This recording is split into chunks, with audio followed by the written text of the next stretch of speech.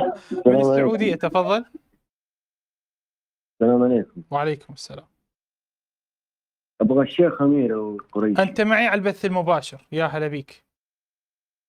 الله يحفظك يا شيخ. يا هلا بك. شيخ، موضوع الحلقة عن تحريف القرآن الكريم. أي نعم، عند السنة. سمعت البحث؟ أنا مستمع لحلقتك من بدايتها. طيب، يلا. اللهم صل على سيدنا محمد وعلى الموضوع. يعني بهذا البحث اللي قدمته حضرتك، يعني يوقع في قلب المسلم شك وريبة. الله. لأنه احنا كسنة ما هو كلنا ترى مطلعين على البخاري ومسلم والكتب هذه، وكمان في شيوخ عندنا ما يظهروا يعني الا الجانب المضيء لهم، للصحابه بشكل عام. فالتفاصيل اللي انت قاعد تطرحها جزاك الله خير يعني تبين امور كثيره، لكن احنا في نفس الوقت بحاجه انه نعرف ايش عند الاخوان الشيعه يعني من تعبد في القرآن الكريم، كيف يعني يشرع التعبد حس هذا في القرآن موجود الكريم. في قناة المنتقم قائمة بعنوان تحريف القرآن عند الشيعة، في قوائم التشغيل هناك تعرف رأي الشيعة. لكن أنت أولا خلص نفسك، أنت ماذا تفعل إذا أدخلنا الشك في قلبك بهذا البحث القاتل الأخير؟ والله أنا أذهب إلى الحق. تذهب إلى الحق. كلام عدل، كلام عدل. نعم. طيب، المرجو من جنابك الكريم تدخل على قناة المنتقم في اليوتيوب، تذهب إلى قوائم التشغيل، هنالك قائمة بعنوان تحريف القرآن عند الشيعة، شاهد المقاطع اللي بيها، شاهد المحاضرات اللي موجودة، راح تعرف رأي الشيعة كيف نتعامل مع القرآن وكيف نتعبد به بطريقة خاصة. جيد؟ نعم يا شيخ، أنا شاهدت تقريبا أغلب حلقاتك، يعلم الله سبحانه وتعالى، ومتابعك من فترة طويلة جدا في الشأن الشيعي. اي نعم، في شؤون، حتى في صلاة الشيعة، في طريقة انت حتى في تفسيرك لقول الله تعالى عبس وتولى. طيب. حلقة قديمة جدا. طيب. انك ذكرت انها نزلت في عثمان. طيب. وليس في النبي صلى الله عليه واله وسلم. طيب.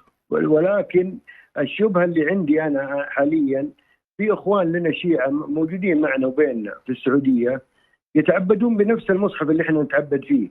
مو انت ما واذا مشاهد سالناهم يا عيوني، انت يا استاذي يا تفضل. عزيزي، إيه؟ انت ما مشاهد. شوف، هاي مرة ثانية تأكد انت ما شاهدت حلقاتي يا عزيزي يا عيوني. انت احنا عندنا إيه؟ تشريع ان نعمل بهذا القرآن وفقا وتبعا مع روايات اهل البيت.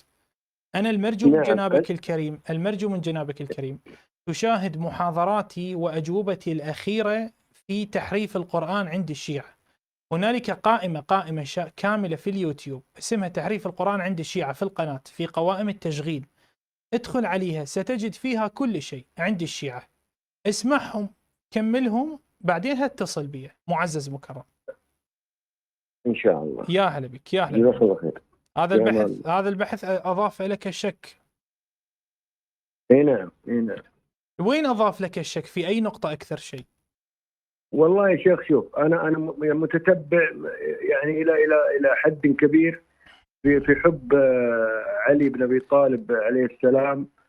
لا الآن ما أتكلم يعني عن حب علي عليه السلام، أتكلم عن بحث دقيق. اليوم. بحث اليوم وين أضاف لك الشك؟ بحث اليوم في أي نقطة؟ ان ان عبد الله بن مسعود اصلا اي ليس انكر المعوذتين وانكر سوره الاخلاص، سوره التوحيد. جيد. وقال ليس من القران. وكيف الرسول صلى الله عليه واله وسلم يقول خذوا القران عن عبد الله بن مسعود اصلا في الاساس. جيد، احسنت. هذا فهذا يدل انه في لعب. وكذلك لم يؤخذ بكلام الرسول عندنا انه خذوا بكلام هؤلاء. وعثمان بن عفان جاء يعني واخترع شيء جديد.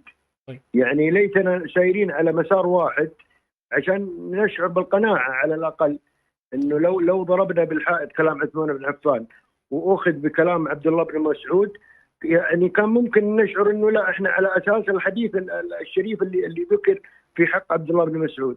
ولكن عندما يضرب عثمان بن عفان في حديث الرسول، يعني معناته انه الناس كانوا مستهترين اصلا في نبيه، ولا ياخذون بكلامه ولا يعتدون بعدته. كيف احنا نتبعهم ونقول هذول الاطهار الاصلاح؟ اللي احنا لازم نتبع سنتهم، وهم اللي حافظوا على سنة النبي صلى الله عليه وآله وسلم. هذا هو الإشكال الكبير اللي عندي. شكرا، أحسنت وأجدت، أحسنت فعلا، كلام عدل سليم. طيب جنابك الكريم، اذهب إلى ما أرشدتك إليه معزز مكرم، وبعدها اتصل بي معزز مكرم متى ما يعجبك. ايش اسم الحلقات يا شيخ؟ مو حلقات. شوف جنابك الكريم، تعرف تدخل على اليوتيوب، تدخل على قناة المنتقم؟ اي نعم. طيب تعرف شيء اسمه قوائم التشغيل؟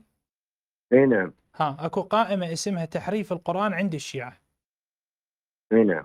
من تضغط عليها راح تطلع لك مقاطع كثيرة، من ضمنهم محاضرة، هذول شاهدهم كلهم. أبشر. يا هلا بك معزز مكرم، يا اهلا ومرحبا، مع السلامة. سلام.